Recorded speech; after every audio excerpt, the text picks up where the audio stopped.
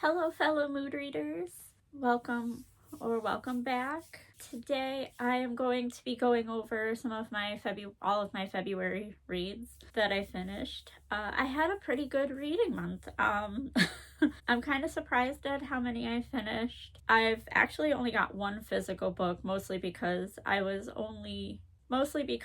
that one I did do on audio, but I did end up buying the physical copy because I love that series so much. My only physical read still is Ruin right now, but everything else I've been using the Kobo or doing on audio. I did end up with a really good reading month with some really interesting stories, so let's get into it. If you watched my reading update, you will have a couple where I was talking about them.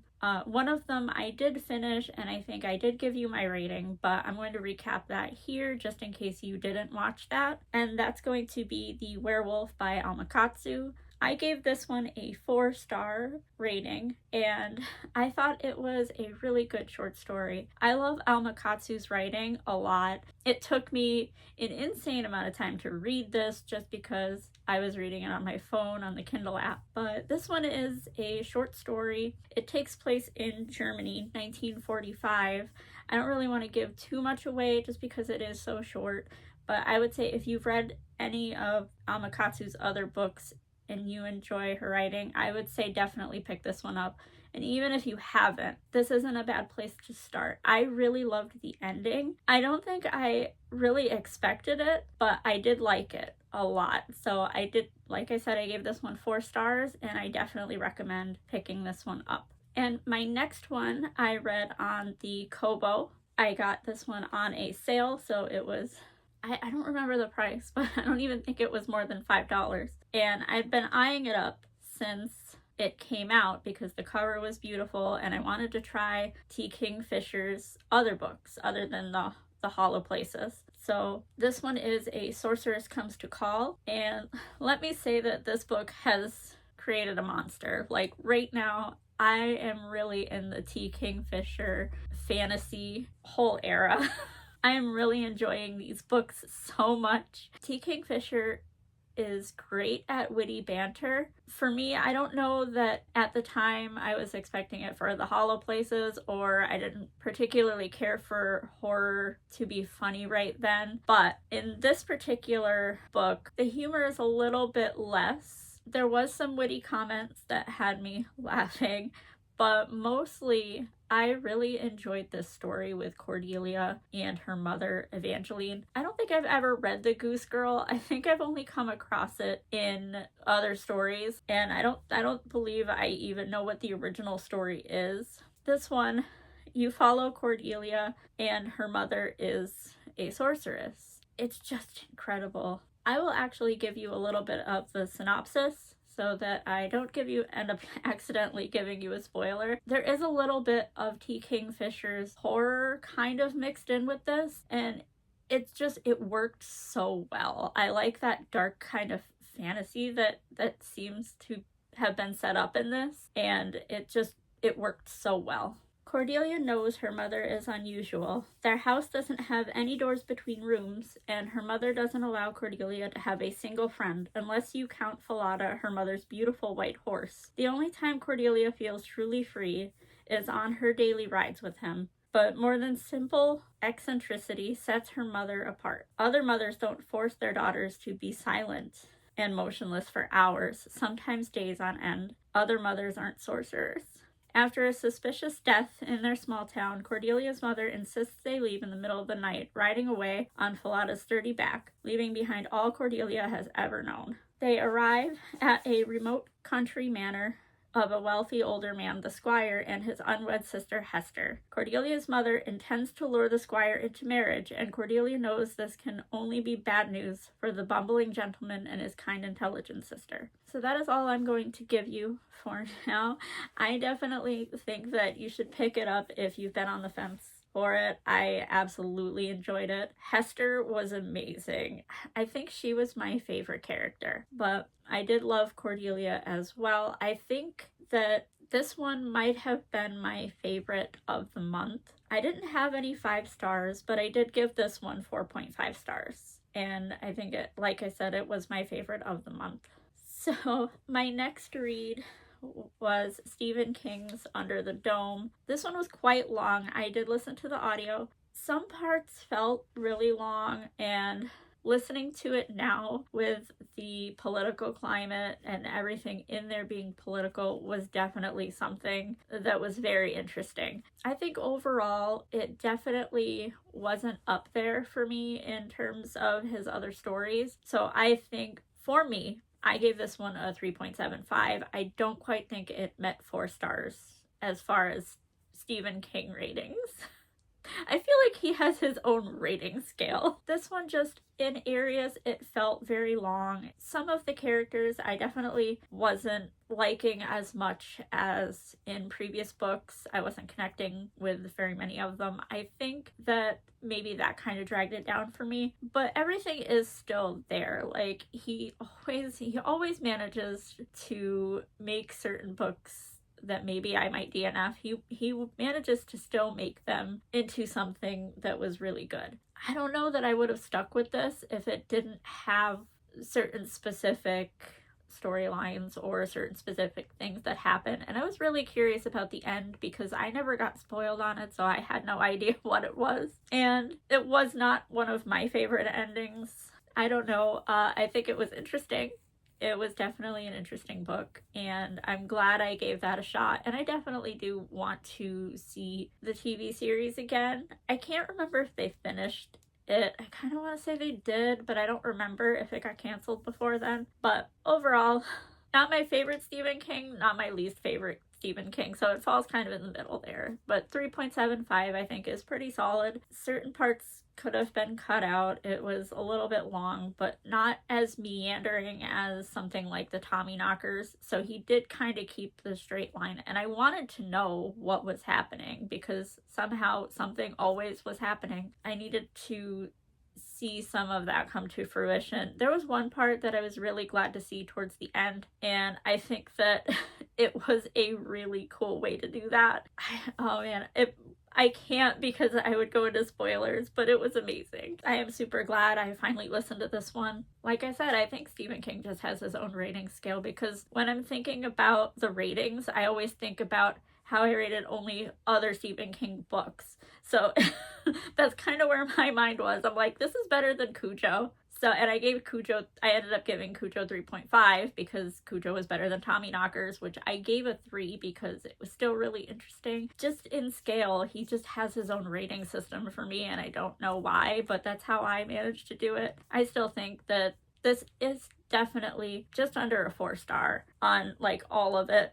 But that's kind of how I struggle when I rate Stephen King. I do actually think that that was my first 3.75 ever. I don't think I've ever given a 0.25. I usually go with full or half stars. There's a first time for everything, I suppose.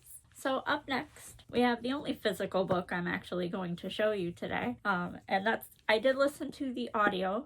I listened to the audio for the first book. I read the physical second book, and it's the third book, Compendium of Lost Tales by Heather Fawcett.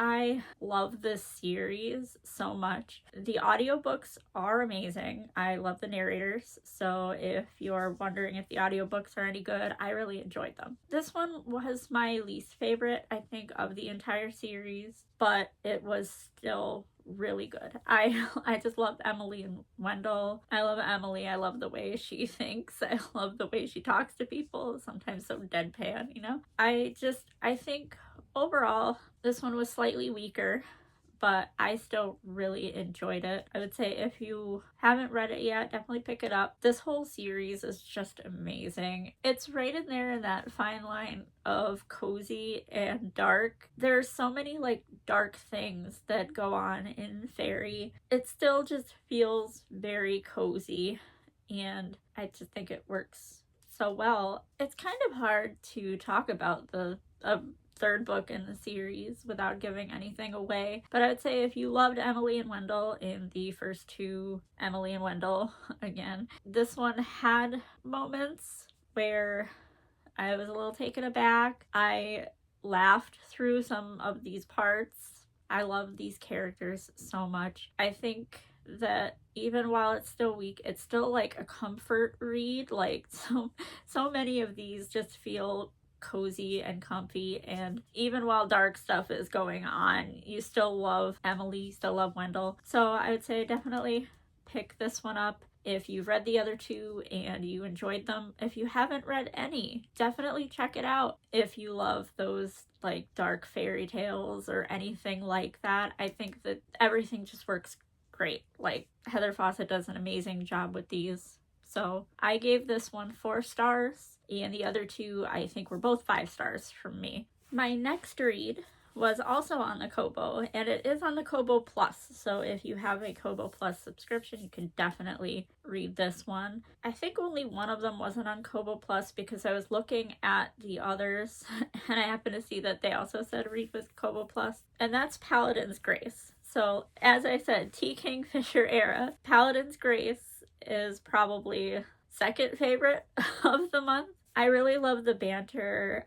I also honestly I don't remember. I think I picked up Paladin's Grace and then found out that it was connected to a bunch of other books. I wasn't like overly confused. I think that looking back after seeing some of the names of the books in the series that it had started with, I could kind of see where things were mentioned that were probably from the other books. I do have Sword Heart on the way. I'm supposed to get it very soon. That is one of them, I guess. I think the whole series kind of starts with the Clockwork books, but I wasn't confused starting here. I still think that it worked really well. There is a Paladin's series, so the first book in that is Paladin's Grace, and I just absolutely fell in love with these characters. They're just absolutely amazing. Stephen and Grace are your two mains, but you have a bunch of other characters that are supporting, and they were all incredible. And just because I loved this book so much, I immediately picked up Paladin's Strength, which I am currently reading right now. Like I said, just absolute T. Kingfisher era. They're just hitting the spot. The witty banter, the overall humor actually works very well in this series. I don't know, it's just perfect. It feels cozy. There are dark things going on, like murders. There's an overarching story in this series that is going to continue through, I believe, because it is still continuing in Paladin's Strength. So you do have that continuing story arc that's behind, but this next one, Paladin's Strength, follows 2 other characters that aren't Stephen and Grace. I definitely think that I waited too long to read these. I don't know why. I've always wanted to try another T. Kingfisher book because Kobo had the sale on Sorceress Comes to Call, and I read the synopsis again for, like the 3rd time because I always forget what they're about before I read them. And the sale, and then I was like, I think I want to start this one, and I'm so glad that I did. If you've been on the fence for any of these, definitely check them out. I can't wait for my copy of Sword Heart. It's just gorgeous, and I can't wait to get it. I'm definitely going to be diving into the former books as well, but you could probably check out the order that they're supposed to go in because I didn't realize and I didn't think about it. 2 kind people let me know that it was part of a series. I wasn't confused by anything, but like I said, I can definitely tell that I missed some callbacks. And even in Paladin's Strength, I believe I saw a callback to Sword Heart. Pretty sure I saw a callback to Sword Heart. So even though I didn't read Sword Heart yet, it was kind of right there, kind of blatantly obvious. I'm a little upset that I didn't notice that, but not overly because I could go back and just maybe blaze through the whole series connected and maybe just read the Paladin books again. They were fantastic, so I'm not mad about it, and I am going to go back and just reread them again, so that's not that big of a deal. I'll give you a brief synopsis of Paladin's Grace. I don't know if I did it in the other video. I may have, but so the series itself for Paladin's Grace is called The Saint of Steel. So I'm assuming, since with the way the Paladin's Strength is, I believe maybe each book focuses on someone else. Just in case I did do a recap but you didn't watch that video, I'm going to do a short one here. I'm going to give you the brief synopsis. Stephen's god died on the longest day of the year. 3 years later, Stephen is a broken paladin living only for the chance to be useful before he dies. But all that changes when he encounters a fugitive named Grace in an alley and witnesses an assassination attempt gone wrong. Now the pair must navigate a web of treachery, beset on all sides by spies and poisoners, while a cryptic killer stalks one step behind. Definitely go for this one if you've been curious about it, or if you like any other T. Kingfisher book. I think these ones are amazing. I loved them. I ended up highlighting a lot in the Kobo, and I'm already highlighting a lot in Paladin Strength, so I gave this one also 4.5 stars. Well, Sorceress Comes to Call and Paladin's Grace both got 4.5, so they were my top 2 reads of February, and I just love them. I absolutely love them, and I could see myself rereading these like a ton. I could see these all being comfort reads. I'd like to know if you've read any T. Kingfisher. Drop your favorite down below. Someone else on Instagram told me that they loved Sword Heart and Nettle and Bone, and I'm definitely going to be checking out Sword Heart, but I do intend to get a copy of Nettle and Bone as well, so just let me know. So my final book of the video is going to be a book that was mentioned to me by April, who I share this beautiful library with. She listened to the audiobook as well. We both got it off of our Libby library app, and it was definitely a very interesting book. There were parts of it that kind of left me wanting like a tiny bit more. This is definitely a very interesting concept. I don't think I've ever heard anything like it, so that's why I wanted to listen to it. I am definitely going to read you the synopsis so you can see if you want to. I think it's definitely worth a listen. Overall, I enjoyed it quite a bit, but not as much as I expected to. And that's going to be A Short Walk Through a Wide World by Douglas Westerbeek. This is such an interesting concept. It was a tiny bit disappointing that it felt a little bit short. I didn't really have like very many expectations, but I think it started off very strong and kind of lost a little bit in the middle. I did enjoy the end. I just think I'm not quite sure what was missing, but I didn't enjoy it as much as I wanted to. Maybe perhaps a reread later might help. I'm not sure if I was quite focused because I do other things when I do listen to the audiobook, so I'm not sure if this needs more focus or not, if that would have helped. This book is definitely worth a read if you think it's interesting. I ended up giving this 3.5 stars. It wasn't quite 4 for me, but it was very interesting and I enjoyed it. Here is the synopsis. Paris, 1885. Aubrey Torbell, a spoiled and stubborn 9-year-old girl, comes across a wooden puzzle ball on her walk home from school. She tosses it over the fence, only to find it in her backpack that evening. Days later, at the family dinner table, she starts to bleed to death. Like I said, very interesting. When medical treatment only makes her worse, she flees to the outskirts of the city, where she realizes that it is the very act of movement that keeps her alive. So begins her lifelong journey on the run from her condition, which won't allow her to stay anywhere for longer than a few days, nor return to a place where she's already been. Maybe it was the way it was structured for me, because it's not completely linear, like you go along with Aubrey. You kind of learn it through her recollections of things and what she tells other people. So maybe reading it physically and just giving it like full attention might be the best way. But I think structurally maybe that might have been the problem for me, since it does quaver back and forth. Sometimes I wasn't sure just exactly where in the timeline that you are, because Aubrey does not remember even how old she is. So it felt not as cohesive as it could have been. But like I said, I did enjoy the end, and it had a very strong start. I did love parts of this. 3.5 is a very solid read for me. This concept is very interesting. Although in the synopsis it does say life of Addie LaRue meets life of Pi, and I don't know if I agree entirely, because I think that sets up different expectations. I could see why they said Addie, but I don't like when the other things compare technically. Overall, though, 3.5 stars. I definitely liked the audiobook narrator a lot. Have you read this one? Let me know if you have, because I want to know your thoughts too. So that is my reading wrap up. I didn't expect to get through 6 books in February and 2 of them be ebooks. I definitely enjoyed all of these reads. They were very good.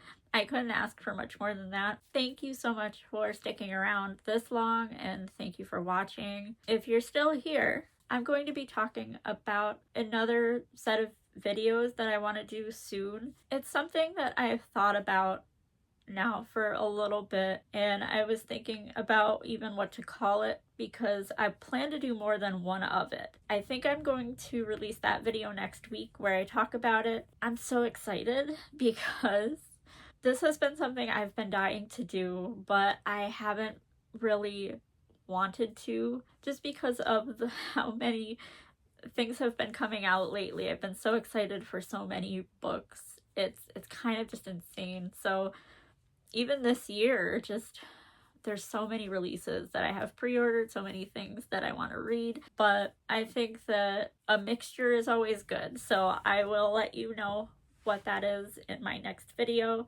So thank you for getting this far. How was your February reading? I hope you had a great month too. I hope that you enjoyed all your reads, and I will see you in the next video.